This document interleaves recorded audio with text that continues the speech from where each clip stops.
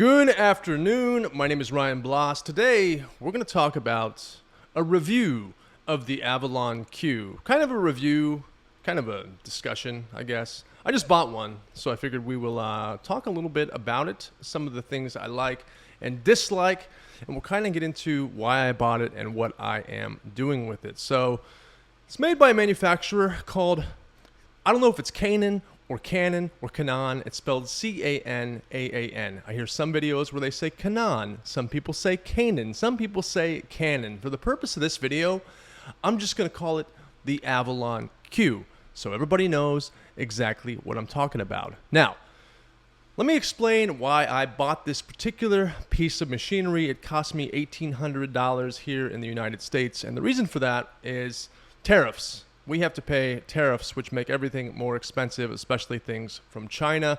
I think you can buy these pretty much everywhere around the world for about $1,500 USD, however that converts to your particular currency. But for us, they're about $1,800. I got mine from 805 Mining, and they actually sent me one, and as it was on the delivery truck, out for delivery, almost to my house, I get a notification that says, item undeliverable, it was damaged. So the UPS driver did something to it. We're not sure what. Maybe they dropped it. Maybe they kicked it. We thought maybe they tried to steal it. We weren't too sure.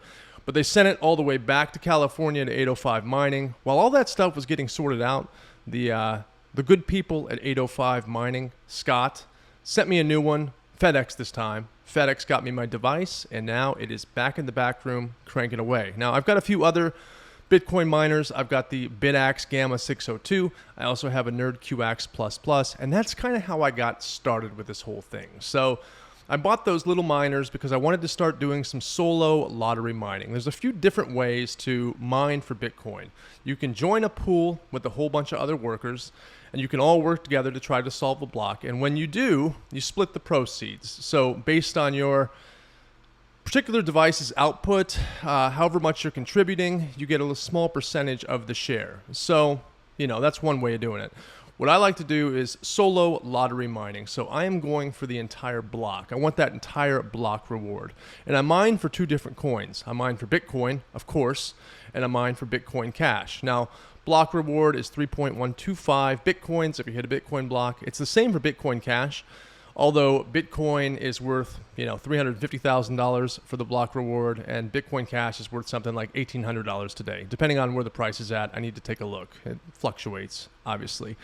And so I wanted something that had a little bit better chance, some better odds of actually hitting a block. With something like the Nerd QX++, your odds of hitting a Bitcoin block are like 1 in a million.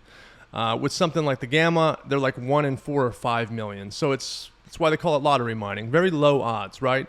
But when you add in something like the Avalon Q, your odds are still low, but now they're like 1 in 70,000, which is much better than 1 in a million odds. Now, to put that into perspective, imagine you're in a soccer stadium with 70,000 people, and you hope to be that one person that wins a prize. It's unlikely, but it's better than being in a stadium full of 1 million people and hoping to win the prize. And so that's the deal. Obviously, your odds are a lot better if you're going for Bitcoin Cash. I'll actually show you what the odds are right now today. So you see here, per day, you have a 1 in 349 chance of hitting a Bitcoin Cash block with the Avalon Q. Now, if you're going for Bitcoin, let's calculate it here. Now, okay, we've got a 1 in 76,000 chance. So much better odds if you're going for Bitcoin Cash. Again, a lower reward by a long shot, but the chance of actually making some money back and being able to pay off the device is much higher than, that long shot trying to get a Bitcoin block. So anyway, that's kind of how this all came about. I was laying in bed one night and I was thinking, the combined power of the Nerd QX++ and the Bitaxes Gamma, we're talking 7.5, 8 terahash a second. It's not enough. I need more power. And so that's when I decided to pull the trigger on the Avalon Q. Now, the thing I like about the Avalon Q is it's fairly efficient, and there are actually 3 modes that you can run it in. You can run it in eco mode, which is about 55 terahash a second, and it's going to use about 800 watts of power. You can run it in standard mode, which is about 1,300 watts, and that's going to give you somewhere around 84 terahashes a second. It goes up and down a little bit. Or you can run it in super mode. That's going to be 1,750 watts, and you're going to be something like, 94, 96 terahashes a second. The most efficient mode is standard mode, and that's generally what I run it on. I'll do these short bursts where I run it in super mode, but in super mode, it uses a lot of electricity. It also gets very hot, and that's one of the things we're going to talk about with this particular device. So coming from these little small toy miners like the Bitaxes, these things don't generate any heat at all. I mean, I guess if you touch the thing, it's hot, but the Avalon Q, it's like a space heater, especially when you have it on super mode. It generates a lot of heat. Now, I have it in my laundry room for a couple of reasons. To run it on super mode, you have to have it connected to a 20 amp or better circuit breaker. If it's on 15, you're going to throw the breaker rather, and you're going to have problems. So it needs to be on 20 or bigger. I happen to have a 30 amp circuit, an outlet in the laundry room, and so that just worked out. I plugged it in there. It's out of sight, out of mind, and if it gets hot, I don't really care if my laundry room is hot. But I decided, since I'm already in there and I happen to have an exhaust duct for my dryer, I'm actually working on a system right now to connect that Avalon to my dryer duct so I can exhaust that heat outside. I live down here where it's really hot, tropical weather. We don't need any extra heat in the house. It's way too hot as it is. So the way I'm going to do this is I ordered a shroud from, Crypto Cloaks was where I bought it. And that just goes right on there. I'm going to connect a 6-inch duct to that. There's going to be an inline fan from AC Infinity, and then a reducer down to a 4-inch duct that goes out of the exhaust. And once I get all the pieces put together, I'll make a video of that as well, just so you can see how I did it. I do not have the shroud yet. I do not have I don't have the fan yet. The fan should be here later today. The shroud, maybe in a couple days. So once that happens, I'll put it all together. But I thought, you know what? I've had this thing for a few days. I've had the chance to play with it and figure some stuff out. So this is a good time. It's just as good a time as any to make a video about this thing. So far, so good. Looking at the specs of this thing, I mean, again, this thing is very efficient for what it is. You know, it's relatively inexpensive and it's quiet. You know, one thing I will say about it is it's very quiet. Even in super mode, the fans are not much louder than your standard gaming PC, and it looks a lot like a gaming PC too. It just looks like a computer, PC tower. So it doesn't look like these bulky miners you see with these huge fans on the front, these giant power supplies. It just kind of blends in. If you were working in some sort of corporate building, you could probably stick this under your desk and mine all day and nobody would know, although it would get pretty hot in your office space. But if you're running an eco, not a big deal. You could get away with that. That's not going to make your area too much hotter. You don't notice a ton of heat on eco mode. And again, it's virtually noiseless. There's no noise.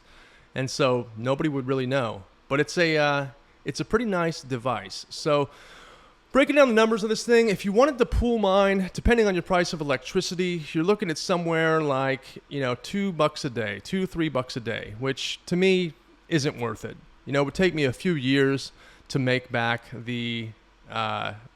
make back my investment. And I don't know how long these things last. I mean, that's factoring in 90 terahashes a second. So that's assuming that you're going to run it on super mode 24/7. You're going to burn a lot of electricity and you're going to burn up your chips eventually too. So I don't know if this thing will live a long time or live. I'm all tongue tied.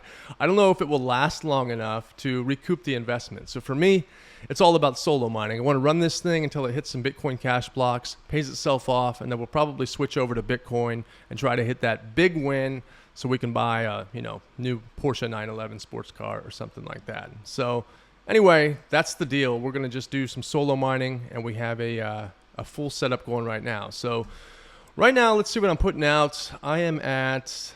Let's see what my total power is on my mining pool. I've got 3 workers at it. I am at 100 terahashes per second, 100.37. That's all my miners. 92 is what the Avalon Q is putting out. My Nerdax++ is putting out 6.2, and my little Gamma is putting out 1.19 at the moment. And that fluctuates up and down. Again, generally we'll see the Avalon usually hovers around 94 to 96, and a lot of that depends on how cool it is. I've got a fan in front of it, which I show you in the clip there. That keeps it cool. When I turn that on full blast, I do notice that I tend to get a few terahashes of power out of it extra. But I don't run it on super mode often. I just do these short bursts when I'm feeling lucky. And otherwise, I have everything on that kind of mid-range, right on that efficient zone where I'm not burning a ton of electricity. I'm not worried about just totally running my chips into the ground. and, keeping the heat managed. So that may change once I get my whole cooling system installed and operational. I may run it in super mode a little bit more then, hopefully. So again, I'm hoping that the fan doesn't use a lot of electricity. That will also reduce the amount of electricity the device uses, because it's not going to be running its fans all the time, because I've got this big duct fan that's going to be doing a lot of the work for it. And so we're going to see how that all evens out. But it's going to take about a month or so of everything running for me to really get a sense for what it costs on a day-to-day basis. Again, how you run the thing makes a big difference. Where you live and what your electricity costs are going to be, they're going to make a big difference. But, overall, it's just something that you have to keep an eye on. You don't want to just, if you live somewhere where energy is really expensive, if you put this thing on super mode and run it all the time, you better hope you hit a block. Otherwise, you're going to be spending a whole bunch of money, like $4 or $5 a day, and that's, or more maybe, I don't know. And all of a sudden, this is going to be a really costly pursuit. The electricity will far exceed the cost of the actual device itself. So, getting into things, this is the Avalon device dashboard. So right now I'm on standard mode. I'm at 80.3 terahashes per second. And this kind of gives me an update as far as what's going on with everything. My fan status, my ASIC status, my power supply status, my ping time, my pool, all of that stuff. Now, I will say this, for all the information that's provided here, it's very limited. And there are a few pieces of information that I would really like to see. Like, for instance, the number of shares, like the best, they show right here, the rejected percentage shows right here. I'd like to know what my best difficulty is. I would like to know what the temperature of the device is. There are certain things that I would like to know. But there are some ways that we can get a few more bits of information out of that. And we do that by going into terminal and just punching in a quick command, and that gives us a nice little summary, and it shows us a whole bunch of information that is not featured over here in the dashboard. So we know it's pulling the information from the machine, it's just not giving it to us in the dashboard. So that ain't cool, man. I don't know why they do that, but it's not cool. Hopefully they will update this thing, and this will be a little bit better. Same deal with the phone app. So this connects via the Avalon family app, and it's like, I don't know if you can see this, but there's like not much information at all there. It shows you what mode it's on, and that is it. There is a little timer. You've got a settings area for like the pool and all that, but again, doesn't show me anything as far as how many shares have been accepted or rejected. It doesn't show me anything as far as the temperature. It doesn't show me my best difficulty. It just simply shows that I'm connected and what mode I'm on, and that, which pool I'm attached to and all that. And that's really all you get. So a lot to be desired. So much, in fact, that this family app is open source. I thought about taking it, creating a fork of it, and trying to play around with it to build my own app in Xcode on my Mac, and just see if I can build something that has all of the things I want, that I could drop on GitHub or something, or maybe even upload to the App Store so people can use it. I don't know if I would get some sort of lawsuit from Canaan or Canaan. I need to look into that, but maybe just a personal use kind of endeavor, just so I can get some more information. But overall, I like this thing. Has it made any money yet? No, has not made a single dime. It's cost me a bunch of money.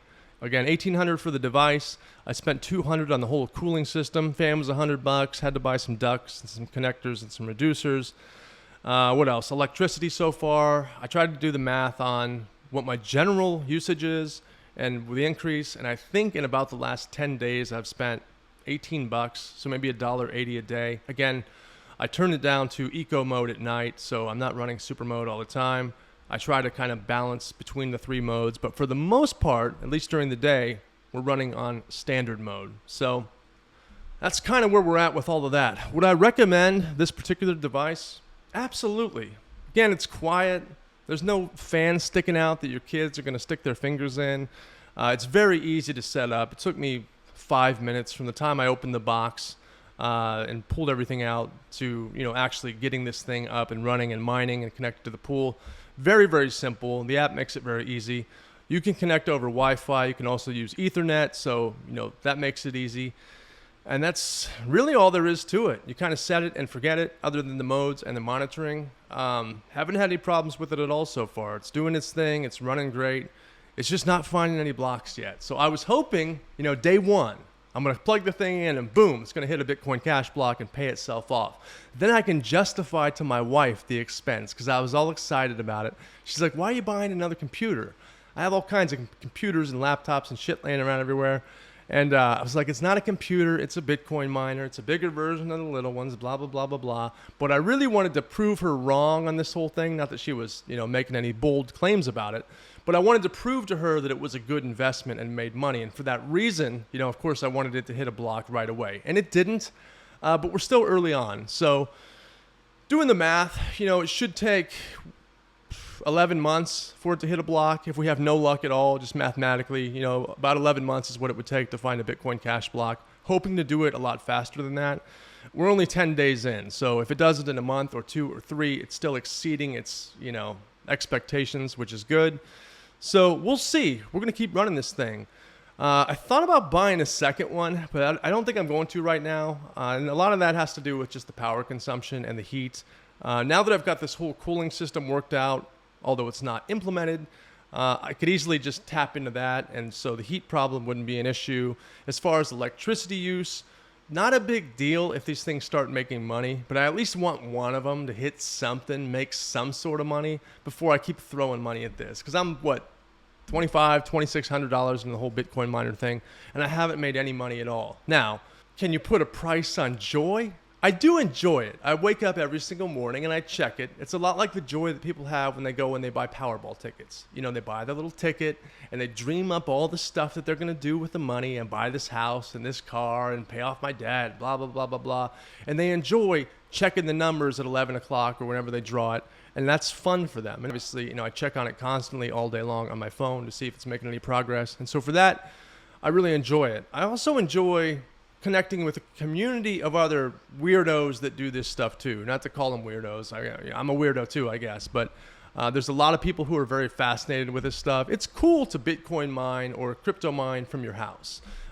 Without having some giant farm, it's cool to have these little devices that are actually legitimately mining and being able to just talk about it and chat about it and modify these things and, do your thing.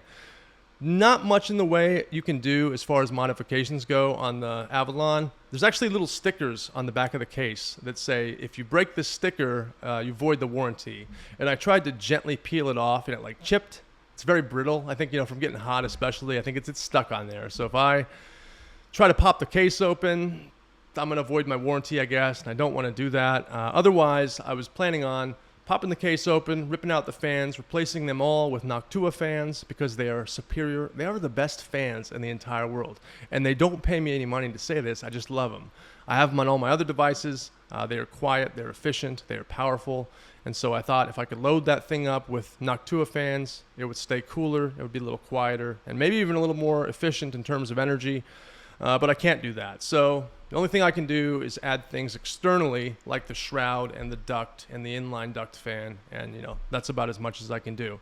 Now, once I hit my warranty period, all bets are off. I think it's a year long, the warranty. So in 1 year, I can crack it open and start playing around with it and do that stuff if I choose to do so. And if the thing is still running by then. Again, I don't know how long to expect this thing to live, but we'll see. So that's kind of where those things all stand. But if you're into this stuff, if you're into solo mining and you're, you've graduated past the Nerd QX++ phase and you decide you want something a little bit more powerful, I think this is about as good as you can get. You can also go with one of those S19 Slim editions. I think they're about $750 and they'll give you, 35 terahashes and maybe 1,200 watts energy consumption or something like that. So those are a decent option. I think those get really hot too. But something that's $1,800 that's going to give you 90 terahashes a second, or in my case, 94, 96, that's pretty decent. And it puts you in the game because all of a sudden, you're on a Bitcoin Cash block, your chances are 1 in 300 per day. Now, when I add my other devices, my chances are even a little bit better than that, maybe 1 in 250, 1 in 260 a day. So, we're pushing our way. We're giving ourselves a little bit better shot from an odds and a mathematical standpoint, which I love. So I think this is about as good as it gets as far as that next level of miner. Anything else you get, you really start getting into the territory of just burning energy like crazy. Now you've got a heat management issue to deal with. Not that I don't have one here, because I do. but you've got like real heat to contend with and figure out how to get rid of.